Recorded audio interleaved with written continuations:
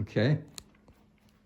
Okay, so Brian, this is we'll start with this piece right here. This is Big Brother, obviously, because it's an eye on a tripod looking at everything you do. Okay. And it came from a friend of mine, Maureen Wright. She was a pharmacy professor, and her brother did this beautiful piece on a little, it was just a regular tripod. It was a little chunk of wood with this eye scotch taped to the front.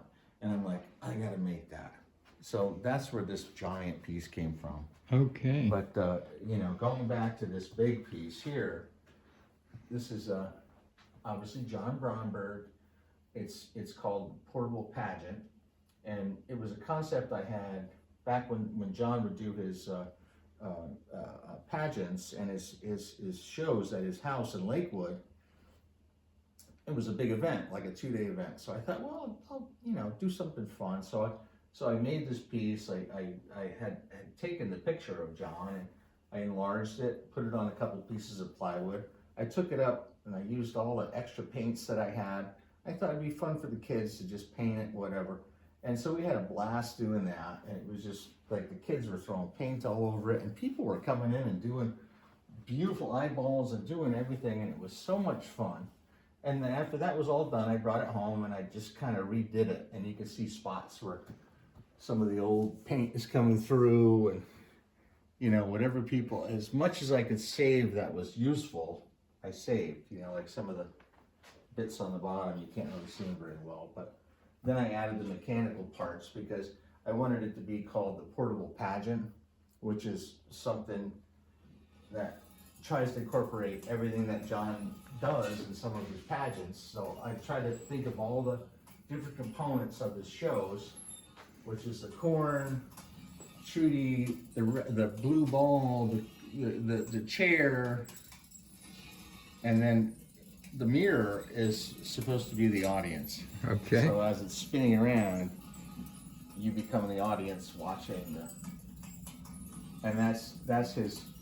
And I don't remember what he called it, but we used that symbol several times, that white circle. Okay. And I forget what he called it, but that was also a component.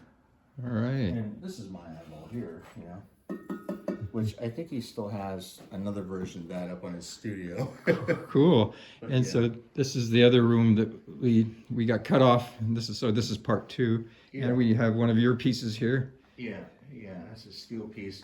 This came, I built this piece, as an homage to my father. I did a lot of my airplane work was really meant to honor my father because he was in the Air Force when he was younger during the Korean War, and he loved to build model airplanes and all that sort of thing.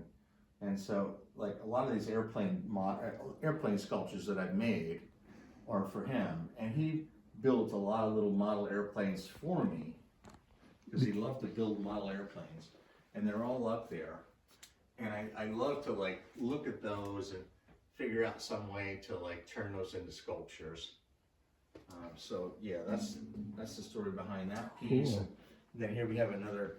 This is actually a Sharon. I want to call it a Sharon Bauer, but that's one of her beautiful early prints right there. Sharon Cosgrove. It's Sharon Cosgrove now. That's Chala's, Earlina. And we were talking about this one earlier before we got cut off. It's Yeah. one of Earl's pure abstraction Yes, pieces. yes. He's known for his landscapes, but he also does these wonderful, Beautiful. completely abstract Yeah, pieces. it's beautiful. I mean, just the use of color is just spectacular. And do you And remember? I was shocked when he wanted to trade me for that piece for the piece I gave him. But, it was a beautiful trade. I think he still enjoys my piece, and I love that piece. It was like, you could ask for more perfect spot for that piece. Yeah. Do you remember where you got that? Huh? Do you remember where you purchased that, or you traded it? You said. Traded it, Yeah. Okay. Yeah. All And this right. is David Klavinsky, Okay. the Shield. Yep. Yeah. I don't know, David. I think he still teaches out at out in Dallas. Okay. School out there. I'm not sure. Lehman. Lehman. Yeah, No. and- He's at the college. And these paintings here got cut off too. So yeah, this artist is. Yeah. Cassie Kobaleski, I think it is. Yeah.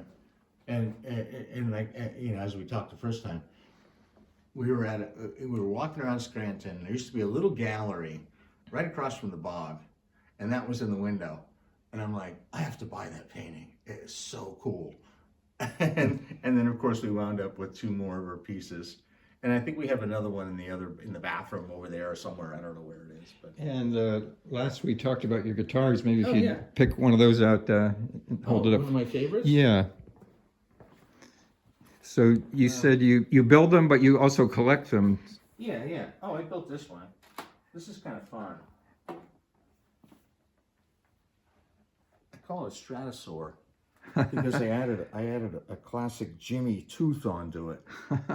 You know, it's like a typical Strat doesn't have that. Uh-huh. But Nice. So you built the whole thing. yeah, pretty Amazing. much. Yeah. Pretty much. Okay. But there's so many. You know, I have so many. There's So one I want to show you later.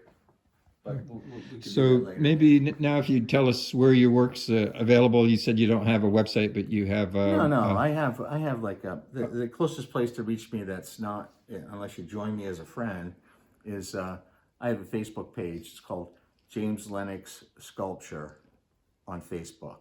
You search that. It's a public access. You can just go there and look at my work. And I try, like I told you before, I try only to put finished works or things that I feel that are important for that web or for that site. So Okay. yeah. All right. Thanks so much, Jim. Yeah. Thank you, Brian. It's been a pleasure.